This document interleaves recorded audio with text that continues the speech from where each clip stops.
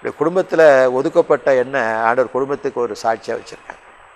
எல்லா ஒரு காரியனாலும் எங்கள் அப்பா அம்மா மேற்கொண்டு என்னை கேட்டு தான் செய்வாங்க. நீ ஜெபம் பண்ணி சொல்லு அப்படின்பா. ஒரு காலத்தில் ஒதுக்கப்பட்டேன். ஆனால் இன்றைக்கு அந்த குடும்பத்துக்கு வாலாகாமல் தலையாக இருப்பான்னு சொன்னது அது உண்மை. நீ கீழாகாமல் மேலாவாயின்னு சொன்னார். இன்றைக்கி அந்த வசனமெல்லாம் நான் உணர்கிறேன். இந்த வசனங்கள் படிக்கும்போது அதில் இருக்கக்கூடிய உண்மையான அந்த பொருளை கண்டு நான் அழுதுருக்கேன். பைபிள் படிக்கும்போதெல்லாம் அழுவேன். எங்கள் பிள்ளைங்க ஓடி சொல்லும், அம்மா அப்பா அழுதுகிட்டு இருக்கிறாங்கண்ணா. வந்து பார்த்துட்டு பைபிள் படிக்கிறாங்கண்ணா, பைபிள் படிக்கும்போது அழணுமா அப்படின்னு கேட்கும் பிள்ளைங்க. அப்படி அந்த பைபிள் படித்ததுனால பிள்ளைகள் இன்றைக்கி ஒழுங்காக படிக்குது. என் மக ஃபஸ்ட்டு பேத்தி பிறந்தா. வீட்டில் போய் பார்த்துட்டு ஜெபம் பண்ணும்போது தொட்டில் கிடந்த பிள்ளைய தூக்கி முன்னால் கொண்டாந்து கிடத்தினேன். ஏமா அது தொட்டில் கிடக்குது, ஏன் இங்கே கொண்டாடுறேன்? இல்லைப்பா, ஜெபிக்கிற சத்தம் காதில் போகட்டும், இப்போ இருந்தே அது ஜெபத்தில் வளரட்டும்.